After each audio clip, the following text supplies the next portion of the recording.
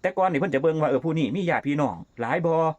มีคะแนนมีการเฮ็ดงานดีบ่แต่ซุมื้อบ่แม่นแบบนั้นแล้วการคัดคนเข้าในกลุ่มในปัจจุบันนี่คือเพิ่นจะคัดด้วยตัวเงินแล้วว่าคนนี้มีเงินบ่ถ้าว่าบ่มีเงินนี่แม่นว่าสิดีปานใดแม่นว่าสิมีพี่น้องหลายปานใดเขาก็บ่เอาเข้าไปร่วมกลุ่มนำมันก็เลยเฮ็ดให้คนที่อยากพัฒนาถ้าหากว่าบ่มีทุนหรือว่าบ่กล้าที่จะใช้ทุนก็เป็นตัวเลือกที่อยู่ถัดๆไปที่เฮาเห็นกันหลายๆจุดนี่คือการพัฒนาค่อนข้างที่จะล่าช้าซึ่งการพัฒนาที่มันล่าช้านี่1ล่ะมันก็เกิดจากผู้นำบ่หรือว่าเกิดจากอิหยังการเลือกตั้งในปัจจุบันนี่เฮาเอาเรื่องทุนเป็นหลักหรือบ่นะฮะเฮาเอาทุนเป็นหลักหรือบ่เฮ็ดให้4ปีนี่มันค่อนข้างพัฒนาได้น้อยเด้ใน4ปีนี่ถ้าหากว่าผู้นำเอาศักยภาพเจ้าของเอาทีมงานที่มีโอกาสได้เข้าไปเป็นผู้นำนี่ได้เข้าไปพัฒนาแบบเต็มเม็ดเต็มหน่วยนี่4ปีนี่มันสิพัฒนาแบบก้าวกระโดดแฮ่งเด้เพราะว่าในยุคปัจจุบันนี่มันเป็นยุคเทคโนโลยียุคโลกไร้พรมแดนนะฮะยุคออนไลน์คือการพัฒนานี่มันต้องก้าวกระโดดปัจจุบันทันด่วนมันจะแบบ20-30 ปีก่อนนี่มันบ่ทันโลกเขาเพราะว่าทุกอย่างมันเดินไปค่อนข้างเร็วนะฮะถ้าหากว่าบางหม่องเฮาได้ผู้นำที่หัวไวใจกล้าหัวไวกล้าเดินรู้จักผู้หลักผู้ใหญ่รู้จักเข้าหาผู้นั้นผู้นี้ก็สิมีโอกาสได้งบมาพัฒนาในชุมชนบ้านเฮาล่ะครับไปเบิ่งหม่องนั้นไปศึกษาหม่องนี้เพื่อที่จะมาปรับประยุกต์นะฮะแก้ไขในสิ่งที่พื้นที่เฮาควรที่จะพัฒนาขึ้นในรูปแบบใดแต่ในปัจจุบันนี่เฮาจะเห็นว่ามันค่อนข้างที่จะช้าจักหน่อยช้านี่เกิดจากหยังซึ่งคือมันเกิดจากการที่ผู้นำแต่ละคนก่อนที่จะได้เข้าไปนั่งอยู่จุดนั้นนี่มันได้ใช้ทุนค่อนข้างหลายหรือเปล่าเฮ็ดให้แนวทางเฮ็ดให้อุดมการณ์ของแต่ละคนนี่มันเปลี่ยนไปเวลาได้เข้าไปอยู่ในจุดนั้นนะแทนที่เฮาสิได้เข้าไปใช้ความสามารถของเฮาอย่างเต็มที่แต่เฮาต้องไปสารวนหาทุนคืนก็เลยเฮ็ดให้การพัฒนานี่มันน้อยลงหรือบ่จังเฮ็ดให้การพัฒนาในชุมชนบ้านเฮานี่ยังช้าอยู่ซึ่งปัจจุบันนี่เฮาจะเห็นว่ามองที่มันเจริญนี่เฮ็ดถนนน้อยนึงปีนึงเปลี่ยนแนวนั้นน้อยปีนึงเปลี่ยนแนวนี้น้อยนึงก็ขุดแล้วก็เฮ็ดใหม่ขุดแล้วก็เฮ็ดใหม่มองที่เจริญแต่ว่าชุมชนชนบทบ้านเฮานี่มองที่ยังขี่ถนนดินขับรถผ่านถนนดินยังไงง่องแบบกุบถีบอยู่ยามฝนก็แบบรถไปบ่ได้นี่มันยังมีอยู่ทั้งที่งบประมาณแต่ละปีในการใช้แผนการพัฒนานี่นะฮะมันค่อนข้างสูงเป็นหยังคือยังมีทางขี้ตมเป็นหยังคือยังมีโศกมีห้องอยู่ในบ้านเฮาบัดมองที่เพิ่นเจริญแล้วน้อยนึงเฮ็ดน้อยนึงทุบแล้วก็เฮ็ดใหม่น้อยนึงทุบแล้วก็เฮ็ดใหม่เฮาจะเห็นแบบนี้มันทั้งที่ทุกคนเสียภาษีผมเองก็เคยตั้งคำถามเหมือนกันว่าเฮาก็เป็นผู้หนึ่งที่เสียภาษีนี่ทุกคนเสียภาษีเป็นหยังแล้วเมื่อได้รับการจัดสรรงบประมาณมันคือบ่ค่อยเท่าเทียมกันมองที่มันเป็นถนนลาดยางเป็นถนนคอนกรีตที่ดีอยู่แล้วเป็นหยังเพิ่นคือทุบแล้วก็เฮ็ดใหม่เป็นหยังเพิ่นคือทุบแล้วก็เฮ็ดใหม่อยู่เรื่อยแล้วบ่เทิงนี่ตามชนบทเฮายังเป็นดินดากดินเหนียวยามให้ยามหน้ายามฝนตกนี่เฮายังได้ยู่รถกันดินถนนหนทางเป็นโศกเป็นขาดอยู่เฮาคือบ่มาเฮ็ดแถวๆตรงนั้นนี่คือมันเป็นคำถามที่มันมีอยู่ตลอดแล้วเป็นหยังของงบประมาณมาสนับสนุนเป็นหยังงบประมาณแต่ละปีในระดับประเทศมันคือไปกระจุกอยู่แต่หม่องที่มันเจริญแล้วตามชนบทน้ำบ้านน้ำเมืองเฮาที่มันบ่เจริญนี่แล้วยามใดมันสิเจริญมันเป็นน้ำหยังนี่นะที่เฮาคิดผู้นำเฮาเฮ็ดหยังเวลาเข้าไปผมเองก็เคยคิดอยู่เด้ว่าโอ้อยากเข้าไปลองเบิ่งเด้เคยคิดอยู่แต่ว่ามันก็บ่ประสบความสำเร็จเพราะว่าหยังเพราะว่ามันมีการใส่ทุนค่อนข้างหลายในปัจจุบันนี่ตัวเลขนะฮะซึ่งตอนนี้เฮาก็จะเห็นตัวเลขผมเอง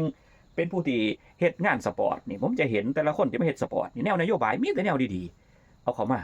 ทุกคนเข้ามานี่มานั่งคิดกันว่าเฮาสิไปเฮ็ดอีหยังแหน่ชุมชนเฮาอยากได้หยังทุกคนคิดดีเบิดครับผมยืนยันว่าทุกคนที่อาสาเข้าไปเป็นผู้นำนี่เฮ็ดดีเบิดแต่เวลาเข้าไปแล้วเป็นหยังมันคือเฮ็ดบ่ได้ตามความคิดนี่ล่ะส่วนหนึ่งที่ผมได้คุย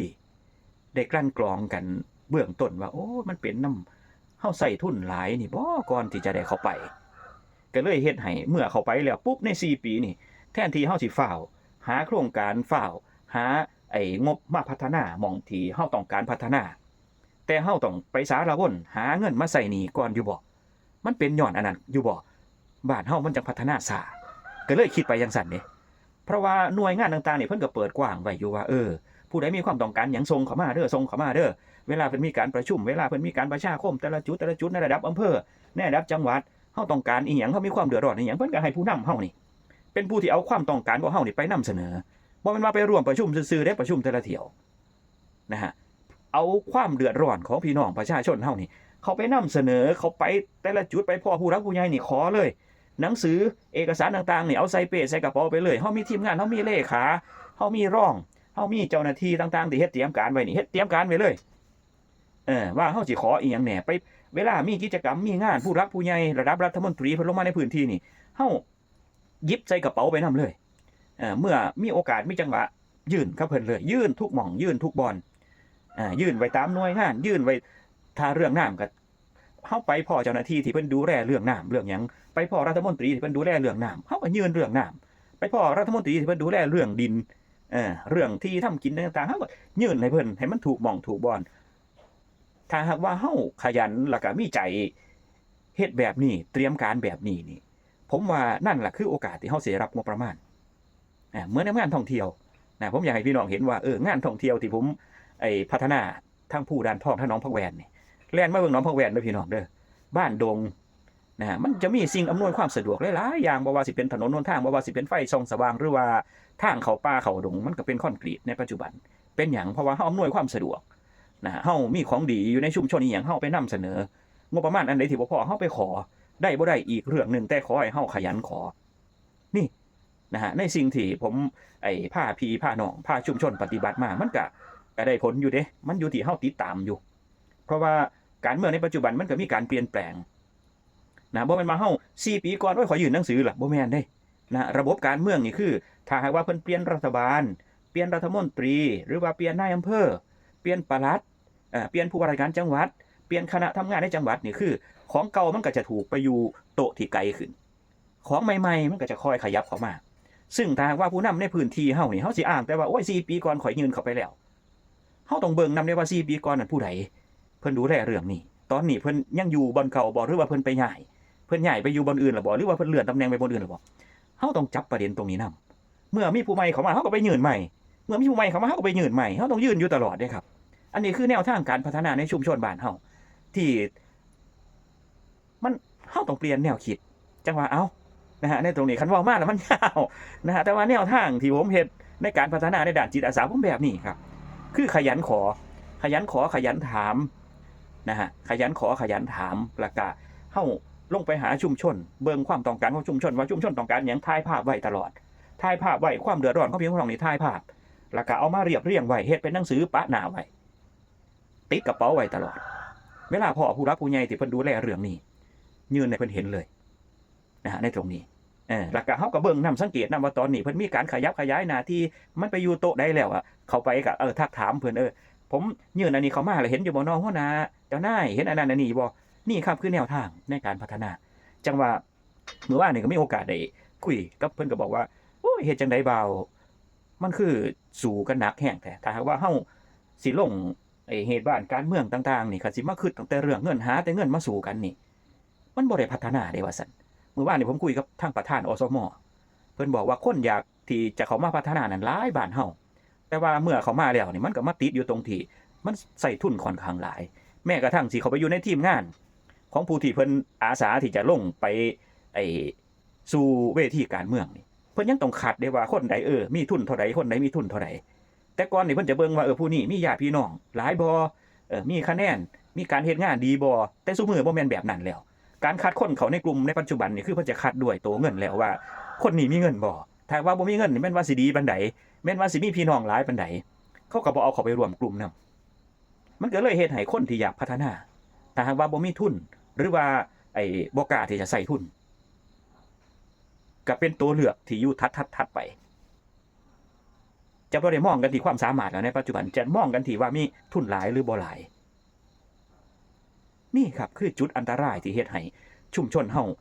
เกิดการพัฒนาช้าหรือบ่ผมก็เลยมีแนวคิดครับอ้าวนี่สภากาแฟ ผู้ใดอยากจะคุยกันเรื่องนี้ว่าตำบลสารพีเฮามันสิเข้าสู่เทศบาลตำบลสารพีแล้วสิมีการเลือกตั้งในช่วงเดือนเมษายนนี่ถ้าว่าบ่มีการเปลี่ยนแปลงสิมีการเปิดรับสมัครในต้นปี69นี่แล้วก็ไปเลือกช่วงเมษาต้นเมษามันก็ยังพอมีเวลาผู้ใดที่มีแนวทางมีแนวคิดเมื่อวานนี้ทางประธานอสมเพิ่นนำเสนอผมไว้ว่าถ้าหากว่าเฮาคุยกันได้ผู้สมัครมาเฮ็ดประชาคมมาเฮ็ด MOA หรือว่า MOU กันไว้ว่าเฮาสิสู้กันด้วยแนวนโยบายบ่ต้องใช้ทุนใช้หยังเนาะถ้าแบบนี้เอาแนวนโยบายเข้ามาสู้กันด้วยนโยบายบ่ต้องสู้กันด้วยเงินก็จะเฮ็ดให้เฮาได้ผู้นำที่มีคุณภาพมากขึ้นผมก็เลยว่าผมได้คุยกับผู้สมัครนี่หลายท่านบ่มีผู้ใดอยากใช้เงินครับแต่ว่าในสถานการณ์การเลือกตั้งนี่มันจะถูกบีบด้วยสถานการณ์เมื่อทุกคนเข้าไปในสนามแล้วนี่มันแพ้บ่ได้คำว่าแพ้บ่ได้นั่นล่ะมันเฮ็ดให้ต้องดิ้นรนหาทุนหาเงินที่จะมาสู้กันแต่ถ้าหากว่าอบตใดหรือว่าเทศบาลใดมีแนวคิดที่จะเอาผู้สมัครนี่มาคุยกันเฮ็ดพันธสัญญาหรือว่าเฮ็ด MOU MOA ว่าเฮาสิบ่ใช้เงินเด้อเฮามีแนวนโยบายผู้ใดได้เข้าไปเป็นกระซอยกันเฮ็ดงานถ้าแบบนั้นนี่บอกได้เลยว่าตำบลนั้นพัฒนาเพิ่นเลยเสนอมาบ้าบ่าวหาทางนี่นะหาทางนี่นะมันหลายคนอยู่ในตำบลสารพีเฮานี่ที่อยากลงที่อยากอาสาเข้ามาเพื่อพัฒนาบ้านเฮาเพราะว่าแต่ละคนก็มีประสบการณ์มีความสามารถบ่ต่างกันแต่ว่ามันมาถูกปิดกั้นด้วยการใช้เงินหาแนวทางคุยกันแน่นาว่าซั่นผมก็เลยว่ามาคันสิคุยกันกะผมต้องได้รื้อฟื้นสภากาแฟนี่ขึ้นมาอีกนี่ก็เลยคิดง่ายๆนะครับว่าเอ้าเมื่อมีเสียงเรียกร้องเข้ามาตรงนี้ผมก็จะลองเบิ่งอีกจักยกเพราะว่าผมเคยเฮ็ดอยู่หลายจุดอยู่ตำบลสารพีอยู่บ้านสารพีก่อนที่ผมสิย้ายมาหนองผักแวนผมก็เคยเฮ็ดสภากาแฟก็เคยคุยกันว่าในช่วงนั้นนี่คือผมมาอยู่ใหม่นี่ผมเฮ็ดสภากาแฟนี่เพื่อคุยกันว่ารากฐานภูมิปัญญาหรือว่าอัตลักษณ์ของตำบลสารพีนี่ของดีตำบลสารพีนี่มีหยังผมจะเฮ็ดเรื่องนั้นแต่ก่อนเพราะว่าผมจะเน้นเรื่องการเฮ็ดประวัติของตำบลสารพีก็เลยเอิ้นผู้เฒ่าผู้แก่เข้ามาคุยกันเรื่องประวัติบ่ได้คุยกันถึงเรื่องการเมืองแต่ว่ารอบนี้นี่มีผู้นำเสนอหลายๆท่านเข้ามาในด้านเดียวกันคิดว่าสภากาแฟนี่คือสิได้กลับมาอีกก็คือพ่อย่างน้อยๆก็คือผู้เฒ่าผู้แก่อยู่ในบ้านน้องพ่อแวนนี่ล่ะก่อนเป็นหลักนะฮะหลักก็จะเป็นทั้งประธานอสมเพิ่นนี่ล่ะผู้นึงที่จะเอิ้นเพิ่นมานั่งคุยกันมานั่งโซกันก็สิประสานไปหาทั้งคุณพ่อสถิตพาเลิศแน่นะเพราะว่าอีพ่อสถิตพาเลิศนี่เพิ่นก็ถือว่าเป็นผู้ที่คร่ำบอดแล้วก็เป็นผู้ที่ต้องบอกว่ามีแนวความคิดแนวทางที่ดีนะฮะเกี่ยวกับการพัฒนาโดยเฉพาะการมวลชนการเฮ็ดมวลชนการพัฒนาในชุมชนเฮานี่เพิ่นเป็นผู้นึงที่ค่อนข้างที่จะมีข้อมูลค่อนข้างหลายเพราะว่าเพิ่นก็เป็นนักเคลื่อนไหวตั้งแต่สมัยเพิ่นเป็นนักศึกษาแต่ก่อนล่ะก็มาช่วงมาเป็นครูเป็นหยังนี่เพิ่นก็อยู่กับชุมชนตลอดเพิ่นก็จะฮู้ว่าชุมชนเฮานี่มีบริบทแนวใดแล้วก็อีกหลายๆท่านแค่มีใจผู้ใดที่มีแนวความคิดดีๆมีแนวความคิดใหม่ๆเกี่ยวกับเรื่องการพัฒนานะฮะเทศบาลสารพีเฮาที่จะมีการเลือกตั้งในช่วงต้นเมษายนนี่ก็มากันกรองมาคุยกันว่ามันสิเป็นไปได้บ่คือจังว่าถ้าหากว่าเฮาจะมีแนวทางคุยกันเฮ็ดจังไดผู้นำในชุมชนเฮาสิใส่ทุนน้อยที่สุดเพื่อให้เขาได้ใส่ความสามารถของเขาไปพัฒนาให้ได้เต็มที่นะทุกคนคิดดีอยู่แล้วที่อาสาเข้ามาพัฒนาเพียงแต่ว่าเมื่อเขาไปในจุดนั้นแล้วนี่มันมีสถานการณ์ที่บีบหลายแนวลงไปสนามผมได้ทดสอบผมได้ทดลองเองกับตัวเจ้าของวัง4 ปีที่ผ่านมานี่ว่าลงไปสนามเลือกตั้งลงไปเดินหาพี่หาน้องลงไปหาพี่น้องในแต่ละหมู่บ้านนี่มันมีอีหยังแหน่อยู่เนี่ยค่ะพูดพอสถิตพาเลือดอาจารย์สถิตพาเลือดเพิ่นพาผมเฮ็ดแล้วนะผมไปได้คำตอบถือว่าไปได้หลายสิ่งหลายอย่างแล้วว่าอยู่ในสถานการณ์ที่เฮาลงพื้นที่มันมีอีหยังแหน่ที่เขามาบีบเฮาที่จะให้เฮานี่ต้องไปเดินตามสิ่งที่เขาอยากได้หรือว่าบีบเฮาเฮ็ดให้เฮานี่ต้องหาทุนเพื่อที่จะมาสู้เพื่อเอาชนะให้ได้ทุกคนเข้าไปนี่ถ้าหากว่าเป้าหมายคือชัยชนะเฮาต้องเฮ็ดทุกอย่างอยู่ในสถานการณ์ตรงนั้นเพื่อที่จะให้ได้มาซึ่งคะแนนนี่ครับคือสิ่งที่มันบีบผู้สมัครแล้วเมื่อเกิดเป็นหนี้เป็นสินเข้ามาแล้วประเทศนี้เฮาคิดกันง่ายๆว่าคนนึง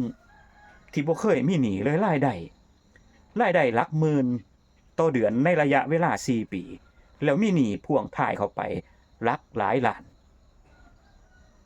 พี่น้องคิดว่าเขาสิคิดพัฒนา หรือเขาสิคิดหาเงินใส่หนี้ก่อนนั่นน่ะนั่นหรือบอจุดนี้หรือบอที่มันเฮ็ดให้ผู้ที่ตั้งใจอยากเข้าไปพัฒนาเฮ็ดให้มีการพัฒนาแบบค่อนข้างช้าเป็นย้อนจุดนี้หรือบอนี่ครับเฮาลองมาคุยกันถือกาแฟมาคนละซองผมมีน้ำหอนอยู่นะฮะอยู่สวนมีน้ำหอนอยู่แต่ว่ากาแฟนี่ถือมาผู้กินกาแฟดำถือกาแฟดำมาผู้กินกาแฟซองถือกาแฟซองมานะฮะในตรงนี้มาสวนหักแพงผู้มีแก้วกาแฟถือแก้วกาแฟมานำแบบนี้มานั่งกินกาแฟน้ำกันโซกันยามมื้อเช้า7 โมงเช้าหรือว่า